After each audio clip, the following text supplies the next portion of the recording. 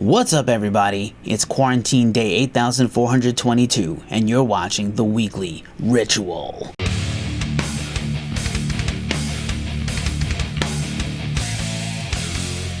Welcome back to The Weekly Ritual, where we catch you up on all the news stories and cool events in the world of heavy music. Let's get into some features. First up, we interviewed William Duvall of Alice in Chains this week in an exclusive for our YouTube channel. William and I chatted all about his recent solo album, One Alone, out now on his own record label. It is a great unplugged record, just William and solo guitar, and we talked all about his creative process, new music he's working on, and a little bit of Alice in Chains history. World-renowned tattoo artist, painter, and musician Paul Booth is being forced to shutter his Last Rites tattoo theater gallery in New York City. Unfortunately, due to the coronavirus outbreak and pandemic, he's been forced to close his shop up. He's going to reopen next year. Paul is, of course, world-renowned for tattooing famous metalheads, Slipknot, Phil Anselmo, Kerry King, The Undertaker from wrestling, and many more. We're huge fans of Paul. We have a huge interview we did with Paul right in his tattoo studio, as well as many events at the venue, including the Behemoth I Loved You at Your Darkest Art release. So we also interviewed Jarla from Rites there, and we wish Paul the best of success to reopen, hopefully, in 2021. Also this week, we interviewed Nick Burks of Warcloud. Nick is an awesome guitar player. We've seen him in his other bands, Stonecutter and Horseburner. Warcloud has a brand new album out now on Ripple Music, Earhammer Sessions. And finally, on our podcast, we interviewed Grant from In the Company of Serpents, a great band from Denver, mixing Americana, avant-garde, black metal, and more. Their new album, Lux, is out now. Rammstein has officially canceled their 2020 summer US tour and rescheduled to 2021. I know people are really heartbroken about this one.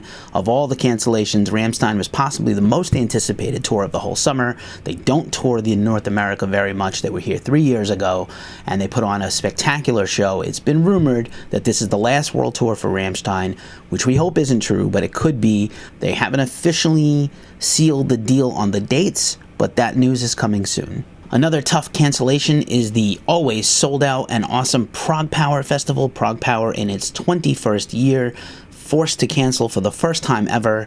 It was a devastating blow to the festival. It's always a 4-day festival in Atlanta. Every fall, every September, they are totally sold out for the year.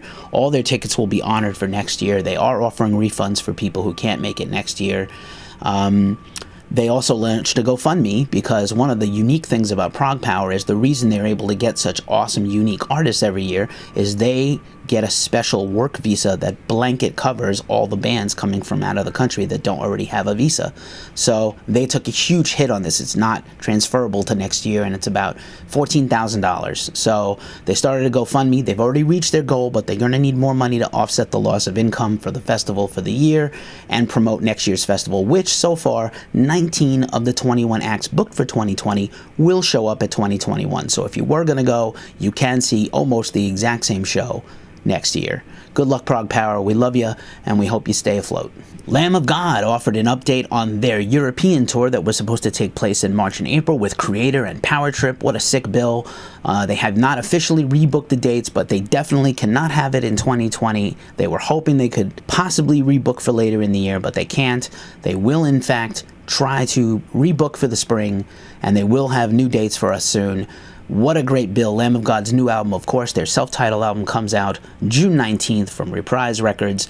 Ghost Cult is not only going to have a review of the album soon, but an exclusive interview with Willie Adler. Tragedy almost struck the great legend Dr. Brian May of Queen a few weeks ago when he was injured in his home gardening.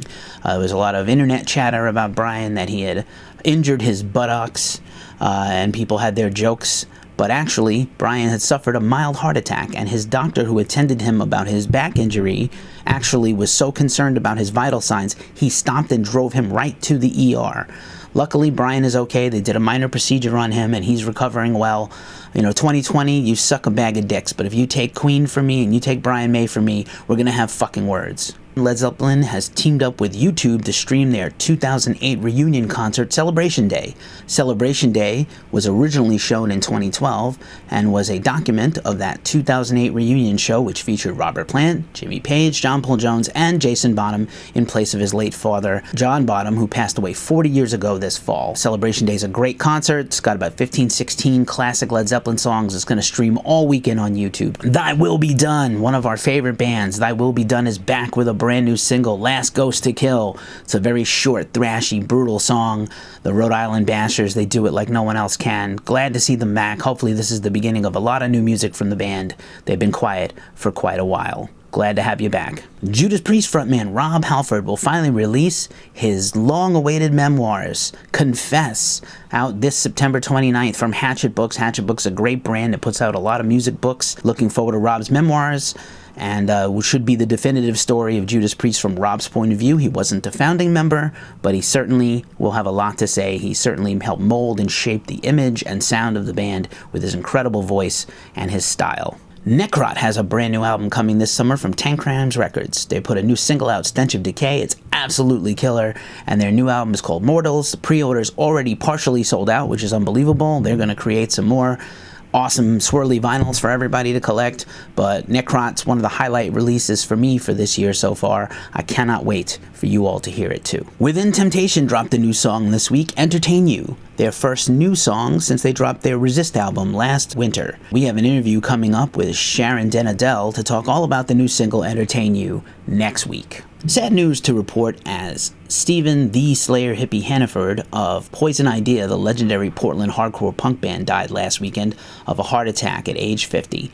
Steve hadn't been in the band of late, but he played a pivotal role of the band in the 80s and 90s, and we had just been talking about Poison Idea and Steve a few months ago in our interview with Joel of Toxic Holocaust, who is creating a box set based on Poison Idea's career. Rest in peace, Steve. We send our sympathies out to your family, friends, and fans. Faith No More has rebooked their summer tour that was supposed to kick off in a few weeks and is now going to take place in 2021.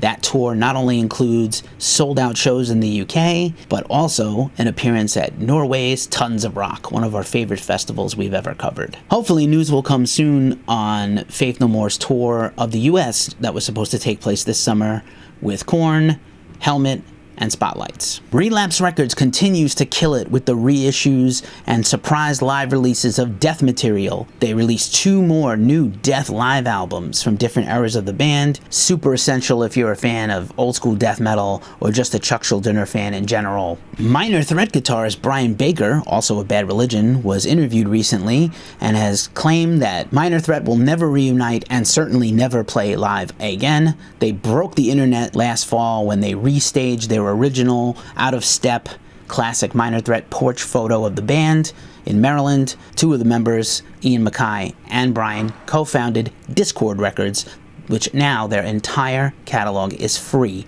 on Bandcamp. Although, if you can pay, you should buy some of those records and support those artists. Indie artist Luke Dowler dropped a cover of Prince's 1999. 1999 is usually a ebullient, incredible pop jam, and Luke took an introspective, soulful, funky approach on the track.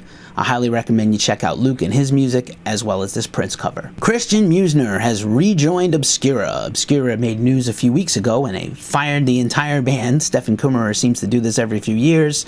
Great technical death metal band from Germany.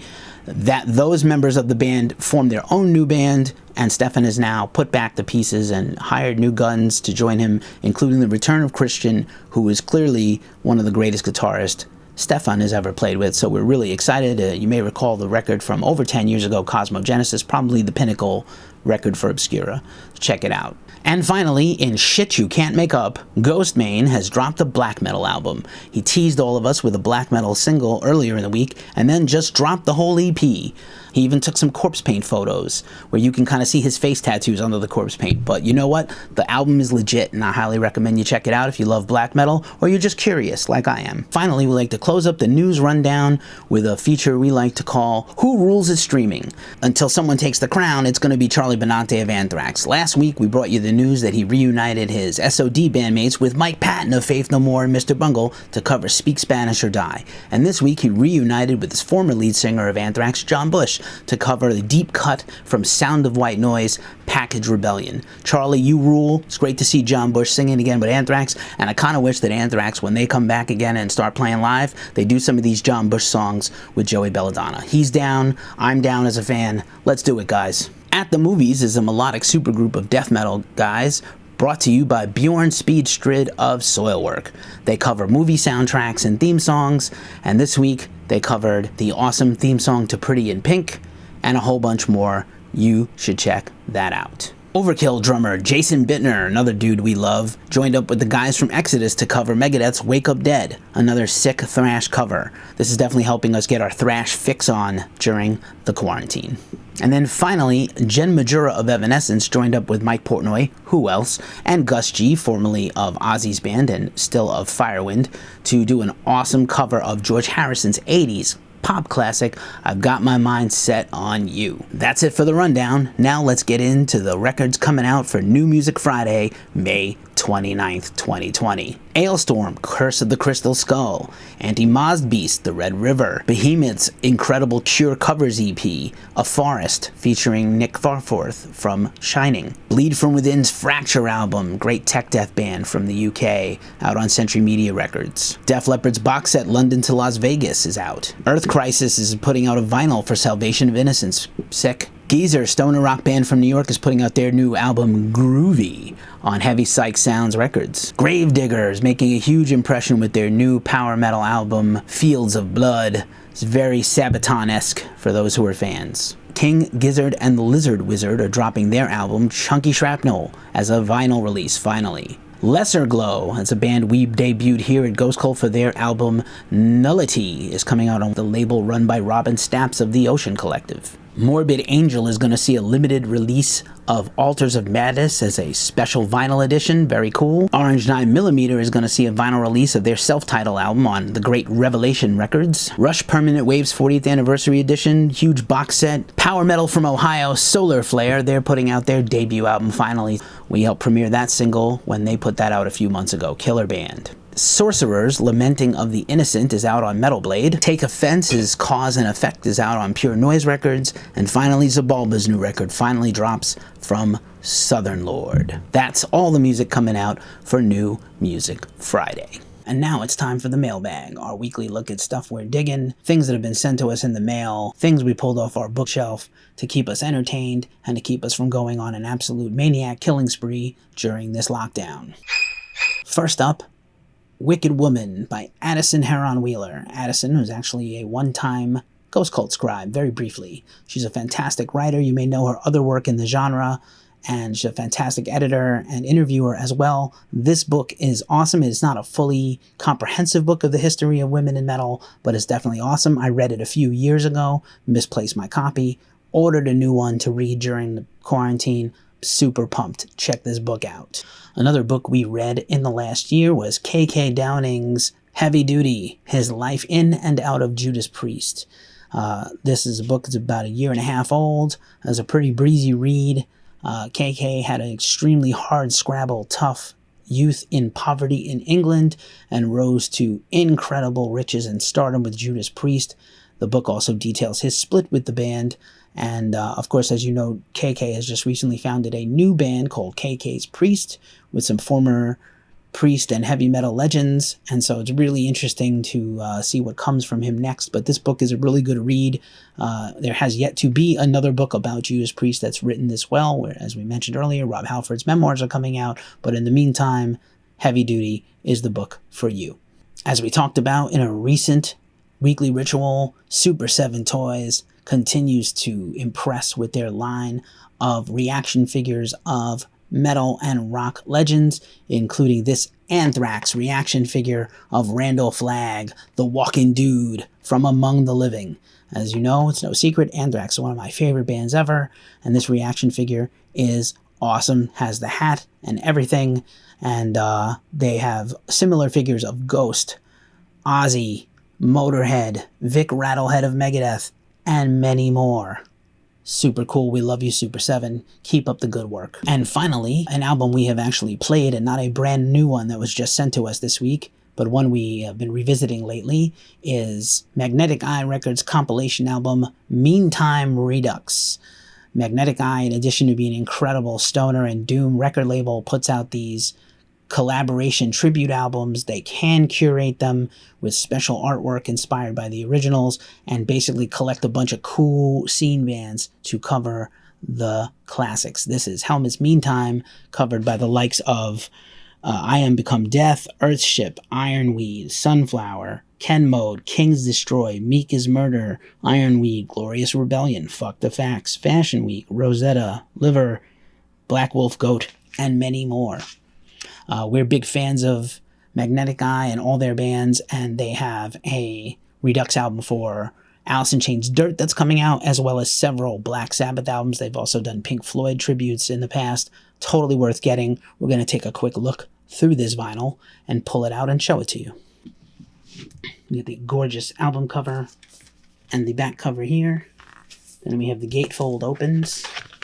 And the gorgeous inside cover. And then let's pull out one of these bad boys. I believe it's a Smoke Splatter for the vinyl collectors. Comes in this beautiful black slip. And then finally, look at this guy. You can see it in the light there very well. Front and back. Gorgeous.